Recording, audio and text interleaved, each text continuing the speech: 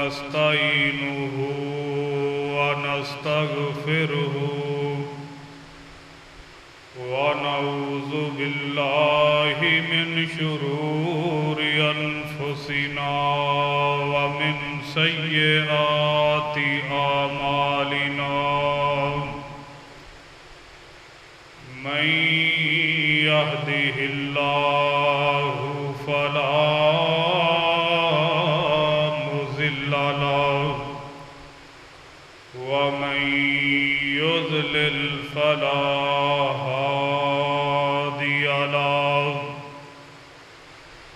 أشهد أن لا إله إلا الله وحده لا شريك له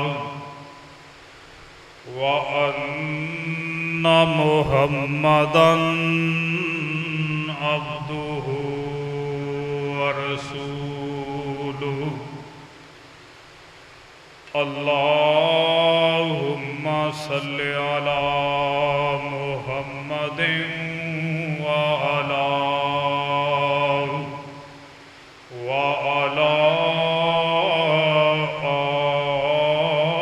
آل محمد كما صليت على إبراهيم وعلى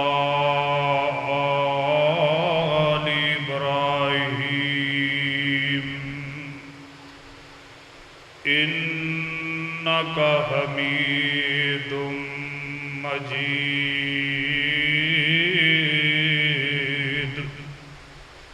اللهم بارك على محمد وعلى آل محمد كما باركت على إبراهيم وعلى آل إبراهيم إنك حميد مجيد أما بعد فإن أحسن الكلام كلام الله وخير الهدي هدي محمد صلى الله عليه وسلم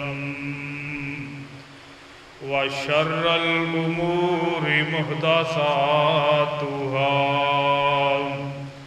وكل محدثة بدعة وكل بدعة ضلالة وكل ضلالة في النار أما بعد فأعوذ بالله السميع العليم من الشيطان الرجيم وَلَنُذِيقَنَّهُم مِّنَ الْعَذَابِ الْأَدْنَىٰ دُونَ الْعَذَابِ الْأَكْبَرِ لَعَلَّهُمْ يَرْجِعُونَ۔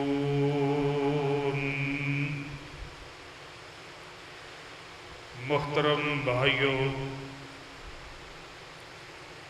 اللہ احکم الحاکمین کی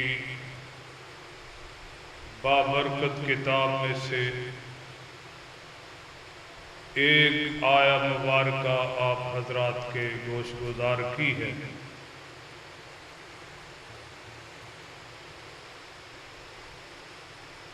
اللہ احکم الحاکمین جو کہ میرا اور آپ کا پوری کائنات کا خالق اور مالک ہے، یہ زندگی اللہ نے جو عطا کی ہے یہ فانی اور عارضی زندگی ہے۔ اللہ احکم الحاکمین چاہتا یہ ہے کہ میرے بندے صرف اور صرف میری ہی عبادت کرے، لیکن جب قومیں بغاوت پہ اتر آتی ہیں تو قرآن حکیم اگر آپ پڑھ کے دیکھیں تو پتہ یہ چلے گا، مختلف ادوار میں جب قوموں نے اللہ کی بغاوت کی،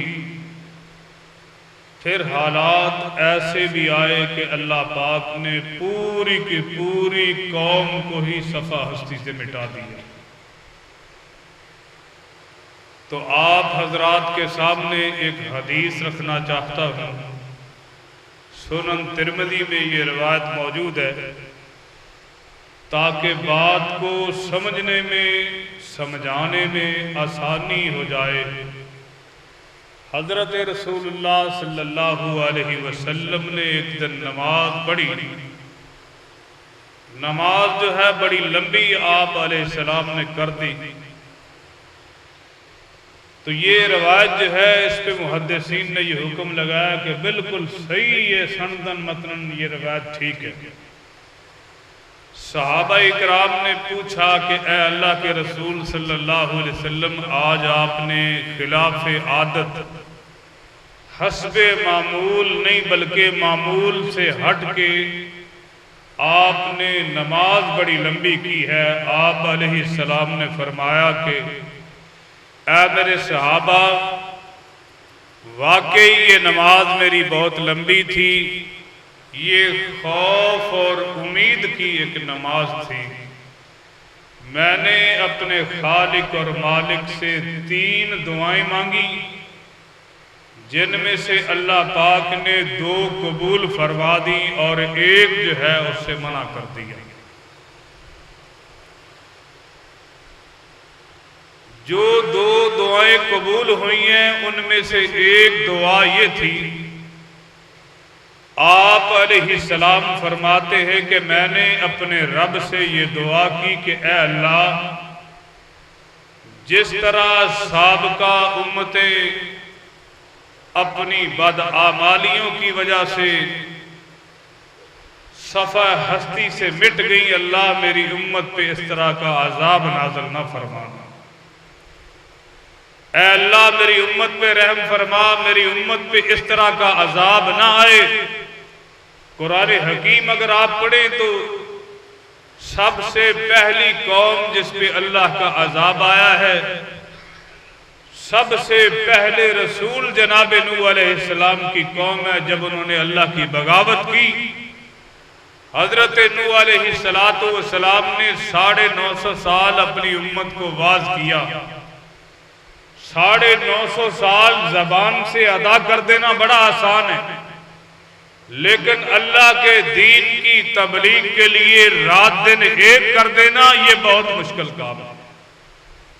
تو صرف تقریباً 80 لوگ اسلام لائے حضرت نوح علیہ السلام کی دعوت پہ، جنہوں نے پیغمبر کی دعوت کو قبول کیا ہے، صرف ان کی تعداد تقریباً 80 تھی۔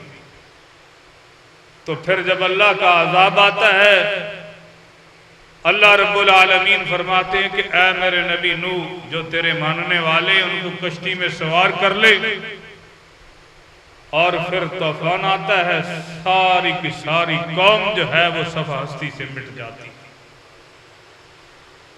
تو آپ علیہ السلام فرماتے ہیں کہ اللہ نے میری یہ دعا قبول کر لی کہ اے پیغمبر صلی اللہ علیہ وسلم، آپ کی امت پہ اس طرح کا عذاب نہیں آئے گا کہ ساری کی ساری امت ہی صفحہ ہستی سے مٹ جائے۔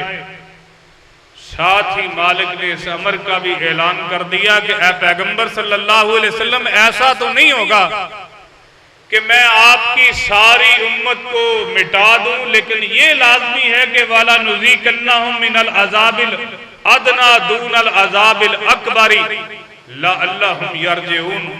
عرش والا رب کہتا ہے پیغمبر صلی اللہ علیہ وسلم، اتنا لازمی ہوگا کہ جب تیری قوم بدعمالیوں پہ اتر آئے گی، اللہ کی بغاوتوں پہ اتر آئے گی، من مانیاں جب شروع کر دے گی، تو پھر حالات کیسے ہوں گے؟ وَلَا نُذِيقَنَّهُم مِّنَ الْعَذَابِ الْأَدْنَىٰ جو لوگ عربی جانتے ہیں ان کو پتا ہے لام تاکید کا ہے اور آخر پہ نون اس کے اوپر شد ہے. ہم سے پہلے والا نذیقنہ ہم الگ ہے تو آخر پہ نون ہے, نون پہ شد ہے, اوپر زبر ہے, اسے عربی زبان میں کہتے ہیں نون ثقیلہ. لام بھی تاکید کے لیے ہے, فعل مضارع پہ جب نون ثقیلہ آتا ہے تو یہ ڈبل تاکید ہو جاتی ہے. معنی کیا ہے, اس میں کوئی شک نہیں ہے. والا نذیقنہم, اے پیغمبر صلی اللہ علیہ وسلم ہم ضرور ان کو چکھائیں گے من العذاب الادنا دون العذاب الاکبری. اے پیغمبر تیری دعا ہم نے قبول کر لی ہے, بڑا عذاب نہیں آئے گا لیکن چھوٹے چھوٹے جھٹکے ضرور لگیں گے. اس کی مختلف صورتیں ہو سکتی ہیں. وطن عزیز پہ جو صورتحال بنی ہوئی ہے آپ دیکھ لیں, قوم جن مسائل کا شکار ہے میرے سے زیادہ آپ حضرات بہتر سمجھتے ہیں. کتنے مسائل میں گرے ہوئے, کاروبار جو ہے معاشی طور پہ ملک جو ہے وہ تباہ ہو چکا, دیوالیہ ہو چکا. کس کس بات کا رونا روئے, بجلی کے بل دیکھ لیں, پانی کے بل دیکھ لیں, گیس کے بل دیکھ لیں. صورتحال جو ہے وہ کس قدر گھمبیر ہے. کبھی جڑا والا کا واقعہ آپ دیکھ لیں. اور پھر وطن عزیز پہ یہ جو موجودہ صورتحال ستلج کے اندر بنی پڑی ہے, قصور سے لے کے آخر تک آپ دیکھ لیں. قصور میں 20 دیہات پچھلے دنوں جانے کا موقع ملا ہے تو گنڈا سنگھ بارڈر کے ساتھ جو ہے وہ 3-4 گاؤں جو ہے وہ بالکل پانی کے اندر ڈوبے ہوئے. اسی طرح کنگن پور کا علاقہ دیکھ لیں, آگے ہیڈ سلیمان کی ہے, وہاں پہ دیکھ لیں سینکڑوں دیہات جو ہے وہ زیر آب آ چکے ہیں, فصلیں تباہ ہو چکی ہیں. یہ قوم بیچاری پہلے رو رہی تھی, رونا رو رہی تھی بجلی کے بلوں کا, گیس کے بلوں کا, پیٹرول کا. تو کس کس بات کا ہم رونا روئے, حالات دن بدن جو ہے وہ گھمبیر ہوتے چلے گئے. وجہ کیا ہے؟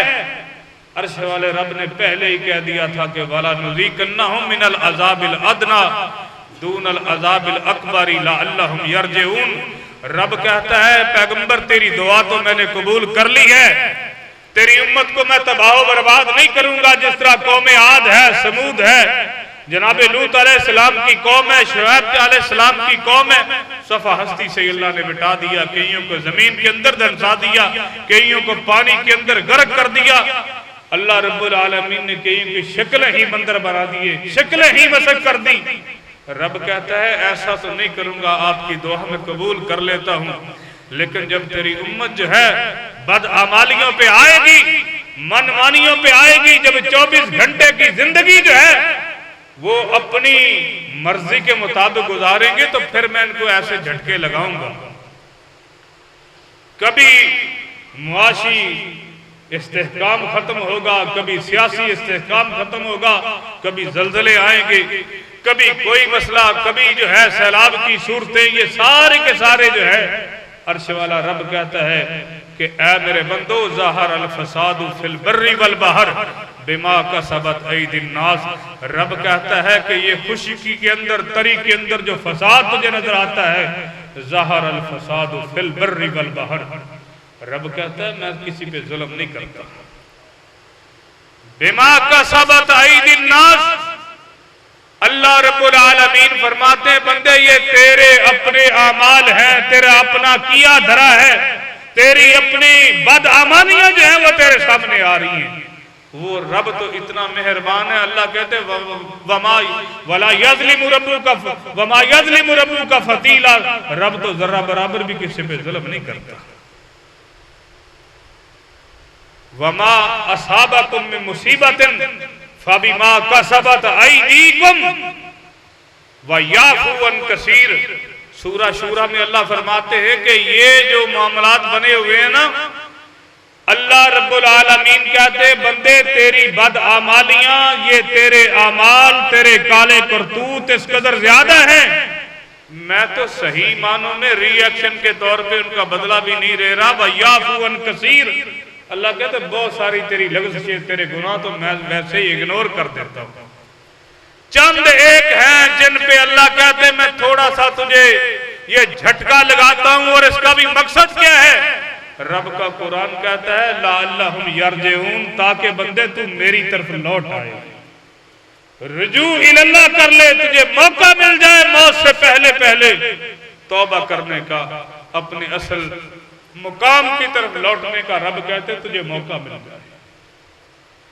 تو میرے بھائیوں، اب یہ اسباب کیوں پیدا ہوئے، یہ حالات جو بنے ہیں مختلف صورتوں میں، پوری قوم جو اس وقت پریشان ہے، تو سب سے پہلا سبب جو ہے میرے بھائیوں وہ یہ ہے کہ اللہ رب العالمین کا یہ فیصلہ ہے کہ جب قوموں کے اندر اللہ کی بغاوت آ جاتی ہے، رات دن اللہ کی بغاوت پہ قومیں اتر آتی ہیں، تو پھر اللہ کے عذاب جو ہے وہ نازل ہوتے ہیں۔ امام شافعی رحمہ اللہ سے کسی بندے نے سوال کیا، سوال کرنے والا سوال کرتا ہے امام شافعی سے کہ میں جب رات کو سوتا ہوں تو مجھے قبر کے عذاب سے بڑا ڈر لگتا ہے،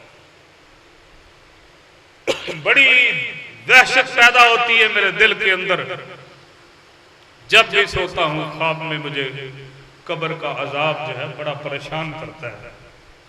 تو امام شافعی رحمہ اللہ فرمانے لگے کہ یہ بتلاؤ کہ کبھی تنہائی میں بیٹھے ہوئے، کبھی گھر میں جب تو تنہا ہو تو کیا کبھی اللہ کو یاد کیا ہے؟ کیا کبھی اپنے گناہوں کی معافی مانگی ہے، استغفار کیا جب تنہا بیٹھے ہوتے ہو؟ تو کہتا ہے نہیں۔ آپ فرماتے ہیں جب تجھے تنہائی میسر آئے اپنے گناہوں پر رویا کر، اللہ کے سامنے معافیاں مانگا کر، اللہ کو یاد کیا کر، استغفار کیا کر۔ تو میرے بھائیوں، جب میں اور آپ تنہا ہوتے ہیں، خلوت اختیار کرتے ہیں، تو کیا میری اور آپ کی کیفیت یہ ہوتی ہے کہ کبھی اپنے گناہوں پہ اللہ کے سامنے نادم ہوئے ہوں؟ لوگ سارے سوئے ہوئے ہوں اور ہم اللہ کے سامنے رو رہے ہوں کہ اللہ معاف فرما دے۔ امام مسلم رحمہ اللہ نے اپنی صحیح میں روایت کو نقل کیا ہے، نبی علیہ السلام نے فرمایا کہ لوگو یا ایھا الناس استغفر اللہ، اے لوگو اللہ سے اپنے گناہوں کی معافی مانگا کرو۔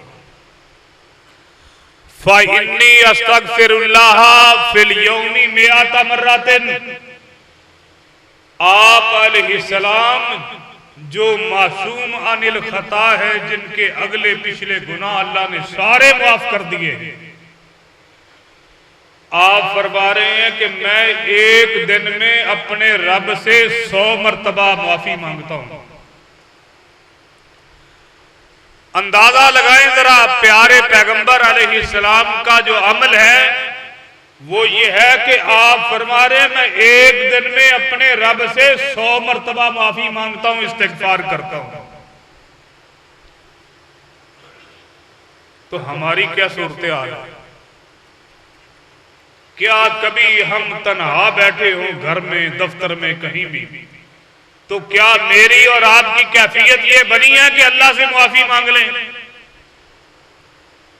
اللہ کو یاد کر لیں؟ میری اور آپ کی تنہائی تو رب سے اس موبائل نے چھین لی ہے۔ کیا ناراض نہ ہوئیے گا کہ میں بھی شامل ہوں، آپ بھی شامل، اللہ ماشاءاللہ جسے اللہ نے محفوظ رکھا ہے۔ کیا ہمارے موبائل اس لائق ہیں کہ ہم ان لاک کر کے کسی کو پکڑا دیں بھی یہ دیکھ لو یہ میرا موبائل پڑا ہوگا؟ میری اور آپ کی خلوتیں، تنہائیاں تو اس انداز سے گزرتی ہیں۔ اور حضرت رسول اللہ صلی اللہ علیہ وسلم نے فرمایا کہ انسان جس حالت میں فوت ہوتا ہے نا، قیامت والے دن اسی حال میں اٹھایا جائے گا۔ تو جب رب کے سامنے پیش ہوں گے، امام بخاری رحمہ اللہ نے اپنی صحیح میں نقل کیا ہے، قیامت کے دن اللہ ابن آدم کو اپنے سامنے دونوں پاؤں پہ اٹینشن حالت میں کھڑا کر لے گا، جب تک 5 سوالوں کے جواب نہیں دے دے گا اللہ ایسے ایک پاؤں بھی اٹھانے کی، ہلانے کی بھی اجازت نہیں دیں گے۔ تو وہ سوال کون سے ہیں؟ اللہ نے پوچھنا ہے ان عمرہ فیما افناہ، اللہ پوچھیں گے ہاں بھی میرے بندے زندگی تجھے میں نے دی تھی، ایک ایک سانس جو ہے وہ کروڑوں سے بھی قیمتی تھی، آکسیجن جو ہے یہ جو ہم استعمال کر رہے ہیں، کسی کی زندگی 60 سال ہے، کسی کی 70 سال ہے، کوئی 80 سال گزار کے جاتا ہے، یہ 40 سالہ 50 60 70 80 سال 90 سال 100 سال زندگی گزارنے والا جو اتنی زیادہ آکسیجن استعمال کی ہے، یہ اللہ کی نعمت نہیں ہے؟ وینٹیلیٹر پہ پڑے ہوئے شخص سے پوچھیں کہ ان سانسوں کی قیمت کیا ہے، تو اللہ نے یہی پوچھ لیا بھی میں نے تجھے اتنی سانسیں عطا کی تھی، کیا کر کے آئے ہو؟ یہ زندگی جو عطا کی تھی، ان عمری فیما افناہ، اے میرے بندے جو زندگی میں نے عطا کی تھی گزار کے کیسے آئے ہو؟ تو میرے بھائیوں میرا اور آپ کا جواب کیا ہو؟ میری اور آپ کی خلوت اور تنہائی کس انداز سے گزرتی ہے؟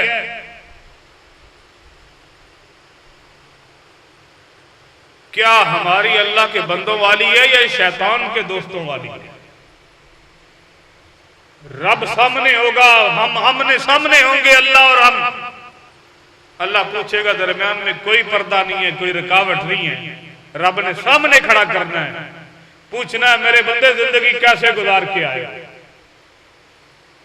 تو کیا ہم جو زندگی گزار کے بیٹھے ہوئے ہیں، کیا ہم اس لائق ہیں کہ اللہ سے کہہ سکے اللہ ہم تو جو ہے تیری بغاوتوں سے بچے ہوئے تھے؟ کیا جواب ہوگا میرا اور آپ کا؟ کون سا وہ گناہ ہے جو سابقہ قوموں میں تھا آج میرے اور آپ کے اندر نہیں ہے؟ دنیا میں سب سے پہلا جو عذاب آیا نوح علیہ السلام کی قوم پہ، اس کی وجہ کیا تھی؟ اللہ کی ذات کے ساتھ شرک تھا، پیغمبر کی تکذیب تھی۔ تو کیا آج میرے اندر میری زندگی، آپ کی زندگی کیا اس بات سے بچی ہوئی ہے؟ اور یہ گناہ میرے بھائیوں ایسا ہے جو کسی بھی صورت میں اللہ نے معاف نہیں کرتا۔ کس کس بات کا تذکرہ کروں میں؟ ہم اس قدر اخلاقیات سے گرے ہوئے ہیں۔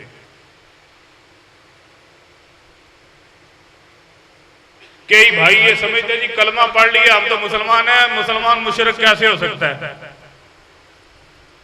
اور میرے بھائیوں سادہ سی بات ہے، ایک بندہ مسلمان ہے وہ چوری کرتا چوری کہلائے گا نا؟ کلمہ پڑھ کے بھی اگر اللہ کی ذات کے ساتھ شرک کیا تو مشرک ہی کہلانا ہے۔ اور ناراض نہ ہوئیے، رب کے قرآن کا فیصلہ ہے، اللہ رب العالمین فرماتے نماز کو قائم کرو وَلَا تَكُن مِّنَ الْمُشْرِكِينَ، مشرکوں میں سے نہ بن جاؤ، رب کے قرآن کا فیصلہ ہے۔ آپ کے گھر میں جو قرآن پڑھا ہوا اس کو اٹھا کر ترجمہ دیکھ لیں، رب کا قرآن کہتا ہے بے نماز مشرک ہے۔ تو کیا کوئی ایک ہفتہ ایسا ہے کہ جس ہفتے میں پچھلا جمعہ میں پڑھا کے گیا ہوں آج آیا ہوں میرے سمیت کوئی بندہ یہ بازو کھڑی کر کے کہہ سکتا ہے جی میری پورے ہفتے میں نمازیں پوری رہی ہیں، تکبیریں رہی ہیں، پہلی صف میں رہی ہیں؟ پھر اللہ کی رحمتیں کہاں سے آئیں گی؟ پھر سیلاب نہ آئے تو کیا ہو؟ پھر معاشی بدحالی نہ ہو تو پھر کیا ہو؟ پھر ظالم اور لٹیرے ہمارے اوپر مسلط نہ کر دیے جائے تو پھر رب کی رحمت کہاں سے آئے گی؟ رب نے کہا کہ سود جو ہے فَاذَنُوا بِحَرْبٍ مِّنَ اللَّهِ وَرَسُولِهِ، اللہ کے ساتھ اعلان جنگ ہے، بتائیں کون بچا ہوا ہے؟ پھر رب کی رحمت کہاں سے آئی ہے؟ میرے بھائیوں یہ سب سے پہلا سبب ہے اللہ کی ذات کے ساتھ شرک کرنا۔ اس وجہ سے سب سے پہلا عذاب اس کائنات کے اندر جو آیا ہے وہ پانی کا عذاب آیا ہے۔ نوح علیہ السلام کی پوری قوم کو اللہ نے غرق کر دیا، کیوں؟ اللہ کی ذات کے ساتھ شرک کرتی تھی۔ آج ہم کس دہانے پہ کھڑے ہیں؟ پھر قوم اثر کہاں سے آئے گا؟ وہ کون سا گناہ ہے جو ہم نہیں کرتے؟ یہ جو ہم بچے ہوئے ہیں نا یہ سرکار کی دعاؤں کا نتیجہ ہے، ورنہ ہم تو اس لائق ہی نہیں تھے کہ زمین کے اوپر زندہ رہنے کا ہمیں حق حاصل ہی نہیں تھا۔ بھائیو ایمانداری سے رات کو سونے سے پہلے بستر پہ لیٹے ہوئے یہ سوچئے گا کہ جب ہم تنہا ہوتے ہیں ہماری خلوتیں کیسے گزرتی ہیں؟ کیا کبھی رب یاد آیا تنہائی کے اندر؟ کیا کبھی ہم نے یہ سوچا ہے کہ رب مجھے دیکھ رہا ہے، میری ہر قسم کی حرکات و سکنات سے اللہ واقف ہے، اس سے چھپنا بھی چاہوں تو چھپ نہیں سکتا، لیکن اس کے باوجود یہ جانتے ہوئے بھی رب سے چھپنا چاہیں تو چھپ نہیں سکتے، اللہ سے بھاگنا چاہیں تو بھاگ نہیں سکتے۔ اللہ ہر کس چیز سے واقف ہے، انہو علیم بذات الصدور، وہ تو دل کی باتوں کو بھی جاننے والا ہے، میں زبان سے میرے کہنے کی ضرورت ہی نہیں، میرے دل کی باتوں کو بھی رب جانتا ہے۔ اور اس انسان کے لیے اللہ پاک نے جو نظام بنایا ہے، کل قیامت کے دن نبی پاک صلی اللہ علیہ وسلم نے فرمایا جب اللہ کے سامنے لوگ پیش ہوں گے تو کئی لوگ کہیں گے یا اللہ میں نے تو یہ گناہ کیا ہی نہیں تھا، یا اللہ یہ تو ایسے میرے کھاتے میں ڈال دیا گیا ہے، تو رب کا قرآن کہتا ہے کہ اس دن ہوگا کیا؟ رب کہتے ہیں میں زبان کو بند کر دوں گا، یہ زبان جو ہے یہ بند ہو جائے گی، ہاتھ گواہی دیں گے، پاؤں گواہی دیں گے، اور اس نظام کو مینٹین کرنے کے لیے اللہ نے نظام کیا بنایا ہے؟ رب کا قرآن کہتا ہے وَإِنَّا عَلَيْكُمْ لَحَافِظِينَ کِرَامًا کاتبین یعلمون ما تفعلون۔ فرشتے جو ہے اللہ نے یہ کندھوں پہ بٹھائے ہوئے ہیں، دائیں طرف والا نیکیاں لکھ رہا ہے، بائیں طرف والا گناہوں کو لکھ رہا ہے، اور رب کی مہربانی اور اس کی کرم نوازیاں دیکھ لیں کتنی ہیں۔ میں نے اور آپ نے گناہ کا ارادہ کیا، اللہ فرشتوں کو کہتے ہیں کہ فرشتوں لکھنی نہیں، جب تک میرا بندہ گناہ کر نہیں لیتا تب تک لکھنا ہی ہو سکتا، یہ معافی مانگ لے، یہ باز آ جائے، شاید گناہ سے رک جائے، بے حیائی سے رک جائے، یہ بدماشی سے رک جائے، یہ سارے جو گناہ کرنا چاہتا ہے ہو سکتا ہے رک جائے، جب تک یہ کرتا نہیں تم نے لکھنا نہیں۔ اور نیکی والے کو دائیں طرف والا جو فرشتہ اس کو حکم دیا ہے میرا بندہ ارادہ کر لے اس کی نیکی لکھ لو۔ آپ نے ارادہ کیا کہ میں نے حج کرنا ہے، وسائل نہیں آ سکے، اسی طرح دنیا سے چلے گئے، آپ کو حج کا ثواب انشاءاللہ مل جائے گا، عمرے کا ثواب مل جائے گا، وہ تو خالق اور مالک اس قدر مہربان ہے۔ لیکن ہماری حالت کیا ہے؟ کیا میری اور آپ کی خلوت پاک ہے؟ کیا ہم اللہ کی بغاوتیں گھر میں کیا جو زندگی گزارتے ہیں انفرادی طور پہ، اجتماعی طور پہ، سیاسی طور پہ، مذہبی طور پہ، کیا میری اور آپ کی زندگی جو ہے وہ اللہ کی بغاوتوں سے پاک ہے؟ اگر ہے تو اللہ کا شکر ادا کرے، اگر نہیں ہے تو پھر فکر کرے۔ زندگی کا ایک لمحے کا اعتبار کوئی نہیں، ایک لمحے کا اعتبار کوئی نہیں۔ نوجوان تو یہ سمجھتا ہے نا کہ ابھی بڑی زندگی پڑی ہے، ابھی تو 25-30 سال کو، میرے بھائی آج کل تو دیکھ لیں نوجوان دنیا سے جا رہے ہیں، 1 سیکنڈ لگتا ہے، گھر سے پڑھنے کے لیے گیا اور 1122 والے ڈیڈ باڈی لے آتے جی، راستے میں روڈ ایکسیڈنٹ میں جو ہے وہ بیچارہ شہید ہو گیا۔ اور میرے بھائیوں یہ زندگی اور اگلا جہان فاصلہ کتنا ہے جو ہم نے فاصلہ بنایا ہوا نا جی 20-25 سال ہے، میں 40-50 سال کا ہوں گا، پھر داڑھی رکھ لوں گا، پھر مسجد میں آ جاؤں گا، پھر بے ایمانی ہیرا پھیریاں چھوڑ دوں گا، 2 نمبریاں چھوڑ دوں گا، یہ سارا کچھ ختم کر دوں گا۔ اور میرے بھائی یہ جو فاصلے میں نے اور تم نے بنائے ہوئے یہ ہمارے اپنے ہی فاصلے ہیں۔ اگر سانس چل رہی ہے تو یہ جہان ہے، اگر رک گئی ہے تو اگلا جہان ہے۔ صرف ایک سانس کا فاصلہ ہے درمیان میں، صرف ایک سانس کا۔ اس لیے میرے بھائیوں فکر کریں، زندگی کا کوئی پتہ نہیں، اللہ نے اپنے سامنے کھڑے کر کے پوچھنا ہے۔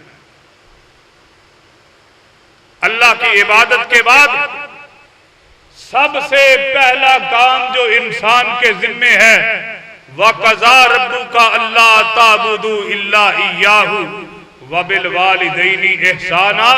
رب کہتا ہے میری عبادت کے بعد جو تیرے ذمہ کام ہے سب سے اہم کام وہ والدین سے حسن سلوک ہے۔ تو نوجوانوں ذرا غور کرو، وہ احباب جن کے والدین زندہ ہیں، کیا ہم والدین کے ساتھ حسن سلوک کرتے ہیں؟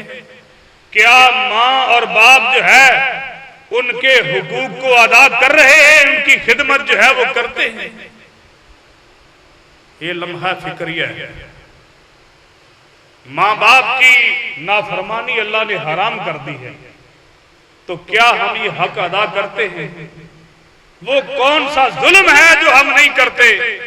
اور بڑے بڑے اس میں شادی کو بچا ہو، خاص طور پہ وہ احباب جو صاحب اولاد ہے، بیٹیوں والے ہیں، بیٹیوں کا نکاح کر دیا، وہ اگلے گھر چلی گئی، دنیا جہان کا جہیز دے دیا، جو رب نے حق دیا وراثت کا وہ بابا جی بیٹھ کے بیٹوں کے نام کر دیتا ہے۔ اس کو یہ فکر نہیں ہے کہ قیامت کے دن اللہ نے پوچھ لیا تو میرا جواب کیا ہوگا۔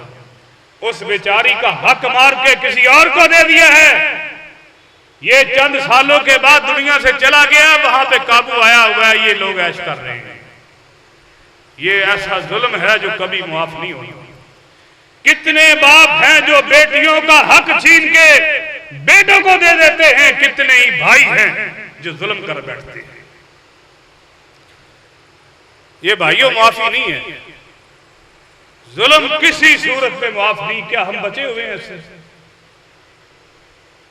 دیکھنے کو جی حاجی صاحب ہے، نمازی صاحب ہے، ملک صاحب ہے، ہر سال عمرے کرتا ہے، ہر سال حج پہ جاتا ہے، وراثت کی باری آئی ہے تو چھین کے بیٹی کا حق بیٹوں کو دے دیا۔ یہی ظلم ہے، وَضْعُ الشَّيْءِ فِي غَيْرِ مَحْلِهِ، جہاں پہ جس کا حق بنتا ہے اس کو اٹھا کے کسی اور کو دو گے، یہ ظلم ہے۔ اور آخری بات کر کے بات کو ختم کرتا ہوں۔ نبی پاک صلی اللہ علیہ وسلم نے فرمایا کہ اے میرے صحابہ، کیا جانتے ہو کہ میری امت کا کنگال اور غریب بندہ کون ہے؟ صحابہ کرام کہتے ہیں من لا درہم لہ ولا دینار لہ، اے اللہ کے رسول صلی اللہ علیہ وسلم، جس کے پاس مال و دولت نہیں ہے وہ غریب اور کنگال ہے۔ آپ نے فرمایا میرے صحابہ نہیں، میری امت کا غریب اور کنگال وہ بندہ ہے جو پہاڑوں جیسی نیکیاں لے کے آئے گا، لیکن کیا کیا ہوگا؟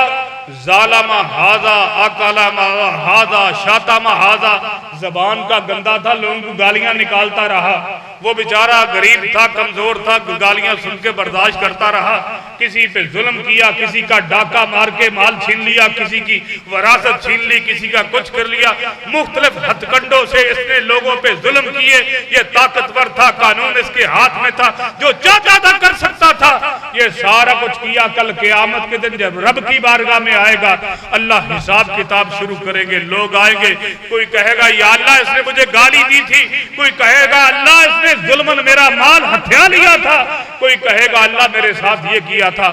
نبی پاک صلی اللہ علیہ وسلم نے فرمایا، اللہ پاک فرمائیں گے فرشتوں اس کی نیکیاں جتنے بھی حق لینے والے کھڑے ہوئے ہیں نا، ان میں تقسیم کر دو۔ ابھی چند لوگ فارغ ہوں گے، نیکیاں پہاڑوں جیسی ختم ہو جائیں گی۔ فرشتے کہیں گے یا اللہ اس کی تو نیکیاں ہی ختم ہوگی، حق لینے والے بڑی لمبی لائن لگی ہوئی ہے۔ اللہ پاک فرمائیں گے میں نے اپنا بہرحال انصاف کرنا۔ یا اللہ انصاف کیسے ہوگا؟ اللہ رب العالمین فرمائیں گے جتنے حق لینے والے کھڑے ہوئے ہیں نا، ان سب کے گناہ اس حاجی صاحب کے کھاتے میں ڈال دو، اس بے ایمان کو جہنم میں دھکا دے دو، ان کو جنت میں بھیج دو۔ تو یہ فکر کرے میرے بھائیوں، یہ بیٹیوں کے حق کھانے والے، بہنوں کے حق کھانے والے، یہ کبھی معافی نہیں ہونی۔ یہ تیری تہجدیں ٹھنڈے وضو سے کیے، ٹھنڈے پانی سے کیے ہوئے وضو، یہ تہجد کوئی اور لے گیا، نمازیں کوئی اور لے گیا، صدقے کوئی اور لے گیا، تو کیا فائدہ؟ نبی پاک صلی اللہ علیہ وسلم نے فرمایا میری امت کا سب سے کنگال اور غریب یہ بندہ ہے جو پہاڑوں جیسی نیکیاں لے کے آیا ہے، لیکن آج جن کے حق مارے تھے سارے وہ لے کے چلے گئے ہیں، کہ یہ بے ایمان جہنم میں چلا گیا ہے۔ دعا کریں آج دنیا کی زندگی میں اللہ اپنے کھاتے حساب اللہ ہمیں کلیئر کرنے کی توفیق عطا فرمائے۔